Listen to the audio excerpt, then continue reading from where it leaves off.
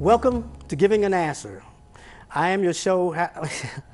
You're Harold Felder, man. Harold, Let me okay. introduce you. All right, welcome to Giving an Answer. Okay, all right. Welcome to Giving an Answer, the show dedicated to defending the historic Christian faith. And I am your host, Harold Felder. And today I have with me a guest. The guest is Frank Turek, and he's going to be talking with me about the resurrection. Today we're going to talk about the resurrection, the historicity of the resurrection. How do we know that the resurrection actually happened? Let me tell you a little bit about Frank. Frank has a master's degree in public administration. He has a master's degree in apologetics from Southern Evangelical Seminary, and he's almost completed his doctoral work in apologetics. Thing, yeah. And he's assistant pastor at Southern Evangelical Church. Yeah. Church I attend. He was. Where were you last week, man? I was there. You were all right. Yeah. I'm trying to keep tabs on you, man. Okay. He's written 2 books, 2 award-winning books. I Don't Have Enough Faith to Be an Atheist, which is a great book, and Legislating Morality. He's been on a number of TV shows, The Rally Factor, Hannity and Combs, Politically Incorrect, and a number more. And now, today, he's on my show. Giving an Answer, man. I've been on it before, too. Yes, you become a special guest. Top of the list there. Right. You're becoming a regular. That's right. Okay, so let's get right in. Right. You want to mention anything about your family? Oh, yeah, I got a lovely wife, Stephanie, 3 boys, ages 17, 14, and 12. Okay. They know all this apologetic stuff because sometimes they go to seminars I give. All right. You give cool. a lot of them. Yeah. You speak a lot. You speak a lot around the area. Well, all over the country, actually. A little bit. A little bit. Get around a little bit. Yep. Yeah. And so do you. Well, Come on. maybe one day. All right. Okay, so let's get right to it All now. right. We Christians, we know what we mean when we talk about the resurrection. But maybe not everyone knows even what we're talking about when we talk about the resurrection. Yep. So explain what a Christian means, what he's talking about when he talks about the resurrection. That the body of Jesus that went into the tomb 36 to 48 hours later, probably 36 hours later, actually came out of the tomb after it was dead. It rose, walked out of the tomb, same physical body, albeit in a glorified state. And that body then later ascended into heaven after appearing to people on 12 different occasions. So the body that we all have, which is really falling apart, as the older we get, we realize that. And say, in fact, some people say we all get dresser disease when we get older. That's when our chest falls into our drawers, you know? Oh, yeah. And what happens is we get decrepit and our body actually goes back into the ground. But the Christian hope is that the body actually will be resurrected someday, just like Jesus' body was. And if you die before Christ comes back, you will be absent from the body but present with the Lord. But at one day, at the final resurrection, we will actually be risen. Our bodies will come out of the tomb and we will live in a glorified state in a physical body. So you may have already touched on it, but why is the resurrection important to believers? It's important to believers because what we lost in Genesis, we regain in the New Testament. We regain in Revelation. What happened with Adam and Eve, with the fact that they fell and their bodies then became mortal, we actually regain through the sacrifice Christ made in the New Testament. So Satan didn't win because the condition he put us in was only temporary. Jesus actually rescued us. In fact, I don't know, probably a lot of your watchers here have seen the movie The Passion. Yeah. At the very beginning of The Passion, Mel Gibson does a great way of portraying the very first prophecy in the Bible, Genesis 3:15, which basically says that the offspring of Satan and the offspring of Eve, or Satan and Eve's offspring, will have a war between one another. And while Satan will strike at the heel of Jesus, or the offspring of Eve, the offspring of Eve will crush Satan's head. And if you see the beginning of the Passion, it starts out when Jesus is in the garden and there's a Satan figure over there, and then the serpent comes out from the Satan figure and is sort of slithering over Jesus, who's in agony on the ground, and then he stands up, and what does he do? Stomps on the head of the serpent. And then you see the guards coming to take him to be crucified. In other words, at that point, he decided he's going through it, so he stamps on the head of Satan, and from that point on, it was over. Now, I've heard you give this talk before, and I've actually seen you show the little clip that you're talking about. And I have a confession to make. I have not seen The Passion yet because I have not worked up the courage to see it. Oh, man. Because I know that once the credits come on, I'm going to start crying. And I'm probably never going to stop crying. That's all right. So, and I hear, it's brutal. And I just haven't worked up the courage. But I did see a couple of little episodes of it, little clips, yeah. Right. But at the end, now, the resurrection scene where Jesus is in the tomb, the clothes just sort of like, collapsed, like he just became a mist or something. Is that scripture? Well, no, he didn't become a mist. It says the grave clothes were lying there by themselves. And whether he rose through them or took them off, probably he rose through them, but he was still a physical body. Right. He could still walk through walls and walk through doors because miraculously he could do so. But he was still a physical body. They touched him, they ate with him, they heard him, they saw him. He ate fish with them. So he said flesh and bones. I've got flesh and bones. You grab his hand, you'd feel it. He had the stigmata, they call it, or the scars from the crucifixion in his wrists and, of course, in his feet. And, of course, he had, I'm sure, some scars on his head from the crown, and the side from the spear. So he was a physical body, but could he walk through? Yeah, of course he could. This is a very important point because I think a lot of people, when they think about the resurrection, they think that we're going to be raised in some kind of a spirit. We will be before body. Christ comes. Right, yeah, right. Your loved ones die now. They're going to be resurrected to be absent from the body but present with the Lord, not physically, spiritually, but in the last resurrection, those two are going to come together. And that's the thing. When we are resurrected, our final resurrection is going to be in a physical body. Sure. Because if it's not in a physical body, then Satan won. Yeah. Because that's the whole point. Right. I mean, is that the same body has to be a one-to-one correspondence. The same body that goes down to death has to be the same one that's risen immortally. Right. Exactly. So now you've explained what the resurrection is. You've explained why it's important. Now defend it. Defend the fact that the resurrection actually happened. First of all, we got to deal with the question of miracles, because skeptics will look at the resurrection and say, well, it couldn't have occurred because it's a miracle. We've never seen anyone resurrected before. We talked about this on a previous show, but the greatest miracle of all in the Bible is not the resurrection even. It's not Jonah. It's not any of these other things we might think of. It's Genesis 1:1. That in the beginning, the universe exploded into being out of nothing. God spoke and it came into existence. If Genesis 1:1 is true, and all the evidence seems to suggest that it is, in fact, we talk about it in our book, I Don't Have Enough Faith to Be an Atheist. We have a whole chapter on what's known as the Big Bang, the cosmological argument, that the universe exploded into being out of nothing. Nothing. What's nothing? What rocks dream about, Aristotle said. Nothing. So the entire space-time continuum came into existence out of nothing. All of nature came into existence out of nothing. Space, time, matter, bang, here it comes. That means there must be something outside of space, time, and matter that brought it into existence, something outside of nature, i.e. something supernatural, and that being can't be time, it can't be in time because he created time. Can't be material because he created material. Can't be less than powerful because he created the universe out of nothing, so he must be powerful, must be intelligent, must be moral with the moral argument. I mean, this is the same. You can get the God of the Bible without looking at the Bible. Right. You look at modern science and you look at the moral law written on our hearts. So if that's true, and evidence seems to suggest it is, more than suggest, seems to prove it is in my mind beyond a reasonable doubt, then a resurrection is certainly possible. Not only is it possible, Harold, it was predicted in the Old Testament. So miracles that we know about, like the creation of the universe. What was it predicted in the Old Testament? Well, I think the clearest prediction is Isaiah 53, when this suffering servant sees the light of life after he's dead. And we know the suffering servant's about Christ. Even the Jews used to believe that until they ran into Christian apologists about 1000 AD, and they started then to say, oh, no, the suffering servant's Jesus. And there's a number of reasons it can't, it's Israel. A number of reasons it can't be Israel. Right. So it's about Jesus, and I think that's the best prediction of the resurrection is Isaiah 53. Yeah. Okay. So it's actual because the universe we're here, the whole universe is a miracle. And it's predicted in the Old Testament.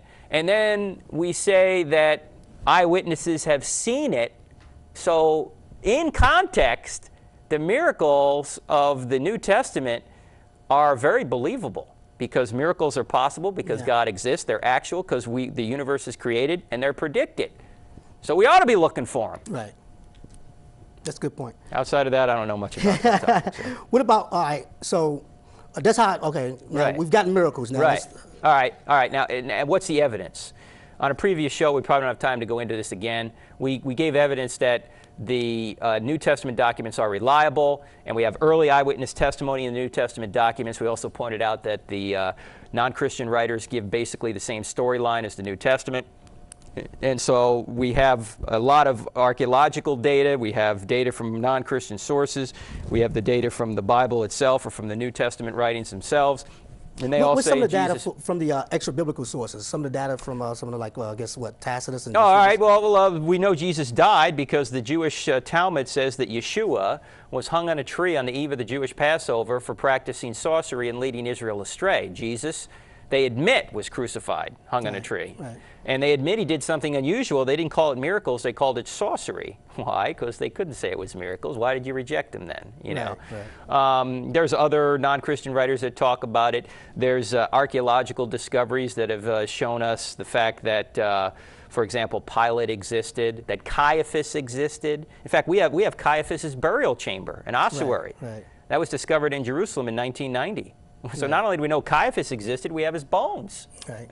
So, and when we point out, and I don't have enough faith to be an atheist, there's over 30 figures in the New Testament that have been proven to be authentic characters in history outside the New Testament. Over 30 of them. Yeah. Folks like, as I mentioned, well, Jesus is mentioned outside the New Testament. So is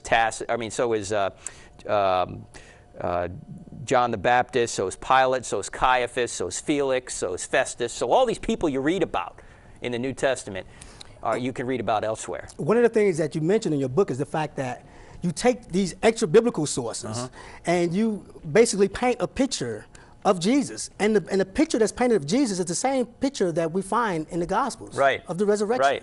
But not only that, Harold, I think another way we know that he did rise from the dead is the fact that when you look at the behavior of the scared, scattered, skeptical disciples before the resurrection, or at the crucifixion, and then after the resurrection, they suddenly become transformed. How do you explain that? How do you explain how they would give up their 1,500-year-old religion overnight virtually, give up all those things they thought they would go to hell if they gave up, like obeying the Sabbath, you know, the binding law of Moses, circumcision, all these things. Animal sacrifices. And now suddenly they give all that up and they go, you know, Jesus fulfilled all that, don't need to worry about any of that stuff anymore. Right. What happened? Something major. A major thing happened, because you don't just do that overnight, especially when you think that doing those things keeps you out of hell, and not doing them sends you to hell. Right. So some big impact event must have occurred, and these folks all went to their death saying he rose from the dead. Don't you think one of them would have said, wait a minute, you know, it was all a joke. It was all a joke. We're just making this new club up, and kind of got out of hand. You know. Right. As you mentioned on the last show we did, many people will die for a lie they think is the truth, but nobody will die for a lie they know is a lie. Right. Now, the New Testament writers were in position to know whether it was a truth or a lie. They physically saw Jesus, they touched him, they ate with him, they were with him themselves, and they were the ones that went and another good died point for it. is James and Paul, because neither one of these were believers before. Neither one. I mean, James, you know, he just thought Jesus was out there. Right. And Paul was actually persecuting the church. He was actually, so something must have happened to these two guys that made them completely turn around. Paul went from, you know, persecuting the church to being the apostle to the Gentiles. I mean, so, and he writes in his writings, I mean, he makes it clear in his writings that the resurrection is what did it. I mean, he tells graphically of what happened when he was on the road to Damascus and how he saw the risen Christ. And we were talking before about, you know, 1 Corinthians, and he's writing, he's talking about 500 witnesses. Yeah, right. You know, 500 He'd have witnesses. lost all credibility if he had said 500 people saw him, and he's writing back to the church at Corinth. They would have said, that's not true. Right. And then he names 14 people right there who saw him. And if you look elsewhere in the New Testament, you get a total of at least 19 names, people who said they saw the resurrected Christ.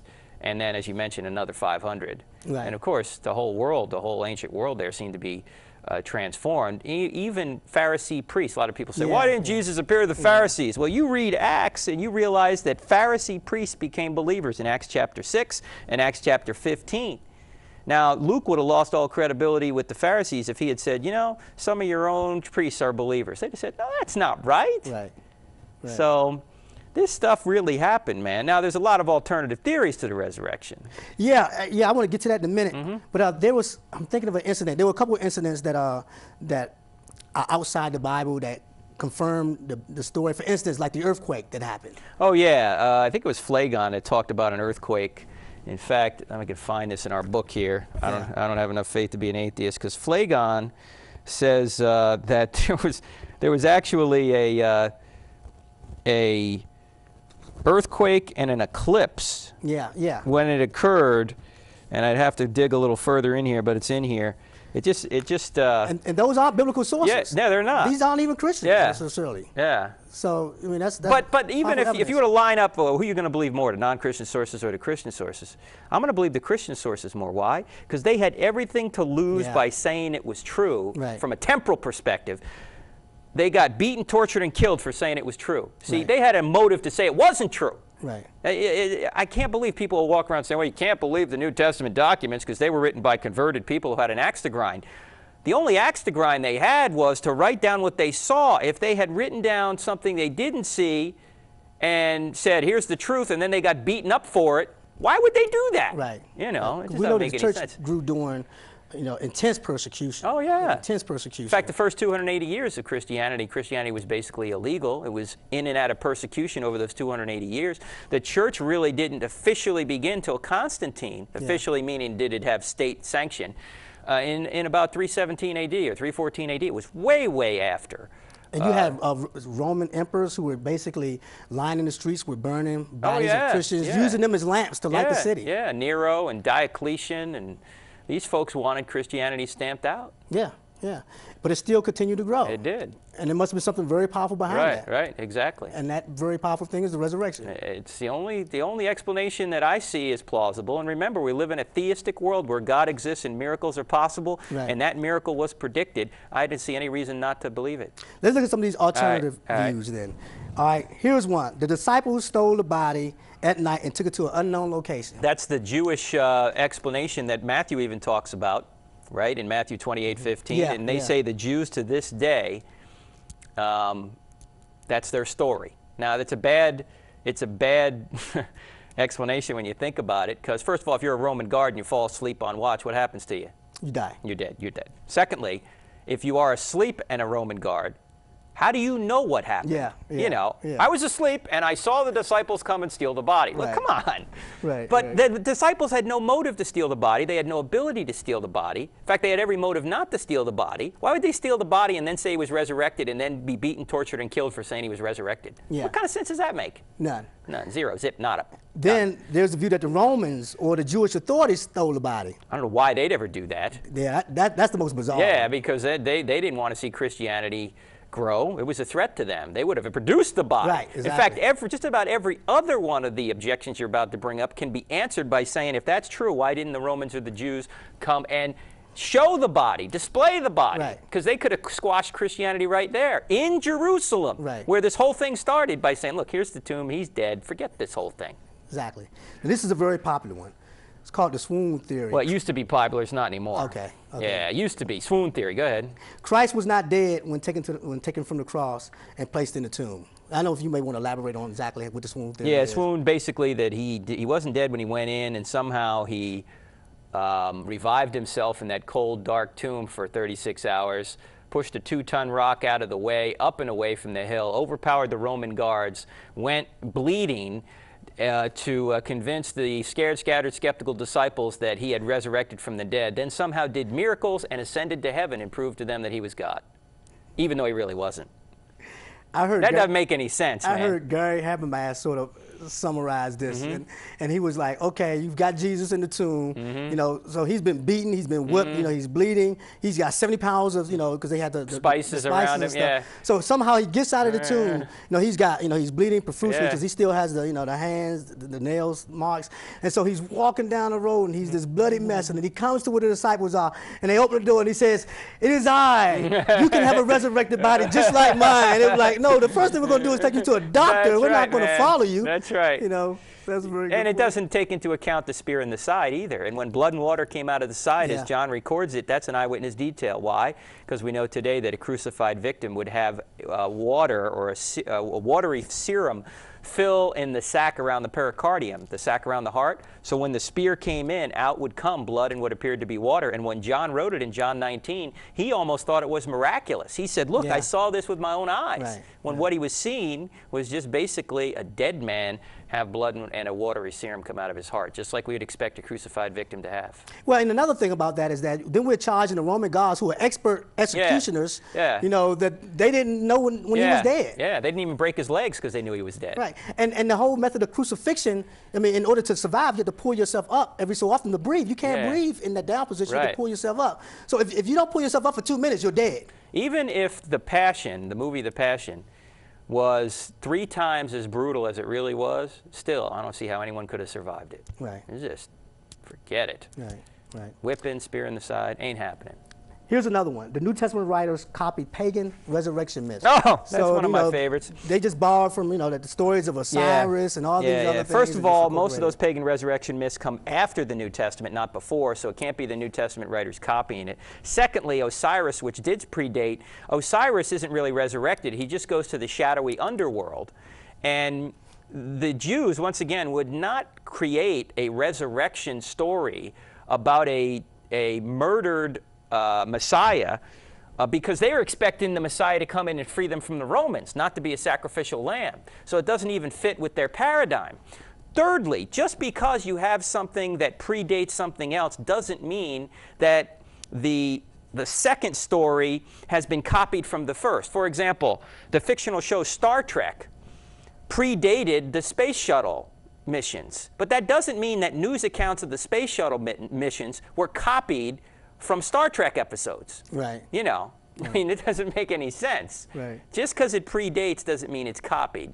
And definitely, the New Testament writers did not copy pagan resurrection myths. As I say, most of them were after, and only 1 or 2 of them were before, and they bear no resemblance to a resurrected Christ. Now, this one is the one from Islam, and it basically says that Jesus didn't die on the cross, but it was only made to appear that he died on the cross, but someone else was substituted in his place, maybe Judas, a bunch of different theories about that. Yeah, first of all, that not only goes against what the eyewitnesses saw, it goes against what even a witness hostile to Christianity saw, namely the Jewish Talmud, which says he was crucified. Jesus, Yeshua, was crucified. Not only that, you'd have to say that everybody at the crucifixion site was mistaken. Yeah. You know, even his mother were going, yeah. Is that Jesus? You think that's Jesus? Could that be? Maybe that's Judas. I don't know. Why should we believe a story that comes around 600 years later, has no eyewitness import to it with regard to the Quran, rather than take what the eyewitnesses said and saw and said what happened, and then these folks, the eyewitnesses, went and died for it? I mean, why are you going to believe something 600 years late that has no authentication and disregard what the eyewitness said and saw? Yeah. Definitely sounds made up. Here's another one. The witnesses went to the wrong tomb. It was dark. They went to the wrong tomb. The tomb that they went to was empty. So, you know. Why didn't they go to the right tomb? Why didn't the Jews and the Romans go to the right tomb and produce the body? It was their tomb. It was the Jews' tomb. Joseph of Arimathea's tomb. I mean, it's been the wrong tomb for the past 2,000 years? I mean, that's just stupid. That's silly. Yeah. Hello, McFly. Forget it. Okay, there's another one called the hallucination theory, that the New Testament writers were there was a mass hallucination type thing going on. Well, first of all, people don't have mass hallucinations. Even if you're at Woodstock, okay? You don't have mass hallucinations. Suppose I came into here today, Harold, and said, hey, that was a great dream we had last night, wasn't it? You'd go, what? What are you talking about, man? A dream? You don't have collective dreams. They're individual things. Also, hallucinations can't explain the empty tomb. You see, the Jews and the Romans still would have gone to the tomb and produced a body, even if somebody was having an hallucination, and say, look, you're hallucinating, he's dead, here he is. Right. See, so that doesn't explain that either. Well, and another thing is, it doesn't explain the 500 witnesses. Nope. It doesn't explain the ones who really weren't believers. Right, yeah, it doesn't explain the appearances. Right. You know, the other thing you got to point out, too, about all these resurrection alternative theories, none of them, and I mean none of them, outside of the fact that they say the disciples stole the body, that's the Jewish explanation. By the way, that explanation presupposes what? That the tomb's empty. Right? You don't have to come up with an explanation for an empty tomb unless it's empty. But none of them have first century evidence. They're all speculations. I mean, you might as well just say, you know, a Martian came down and took Jesus out of there. Yeah. There's no evidence for it. You're just speculating. Anyone can speculate anything. You can speculate anything. What you have to do when somebody comes up with one of these theories is say, okay, that's a theory. Give me some first century evidence for it. You know what they're going to do? They're going to go, I don't have any first century. That's one of the things that, you know, sort of amazes me is like when we talk about things like the Da Vinci Codes and all these alternate theories. I mean, there's no evidence for them. No, but we're supposed to negate the clear evidence and believe in something that there was no evidence for, something fanciful. Right. And not only that, but remember, this evidence is in context. There is a God. He created the universe. He predicted these things would happen. Then eyewitnesses come around and say they did, and then they go and die for what they said they saw. This isn't in a vacuum. This all makes sense. Right. This is all, when you put it all together, context is important to try and discover what happened. Right. You know. And the point, a good point to make also is that the resurrection is the only thing. You look at all the evidence that you mentioned. You look at the eyewitness testimonies. You look at the conversion of Paul and James. Right. I mean, you could probably come up with all kinds of various theories for each one of these little things. So you come up with all these like little miracle theories, but the only thing that really explains it, the only thing that really explains all of the data, is the fact that the resurrection happened. Right. That's the only thing that would truly explain it. And you come up with all these little ad hoc things to try and explain, well, maybe Paul had some other experience, he hallucinated something, and maybe James did. But you can't say that about all of it. Right. You put it all together, and this guy actually rose from the dead as the Old Testament predicted he would. And the bottom line is that the critics have to come up with an alternative. They have to come up with the next natural explanation. Yeah, that's it. It's a bias. Right. It's like what the Darwinists do. They have a predisposition or a presupposition that only natural causes are possible. Right. That's a philosophical position. That's not a neutral position. They rule out an entire type of cause, an intelligent cause, before they even look at the evidence. That's what people who look at the resurrection do who are not believers. They say, well, it can't be an actual resurrection. There has to be another explanation. Well, that's a philosophical bias. That's not a scientific conclusion. Right. Thanks again, Frank, for being on my show. All right. That's going to take us out today. We're done. We're done. Now, thank you very much for watching the show. Be sure to join me again next week. And until then, goodbye and God bless.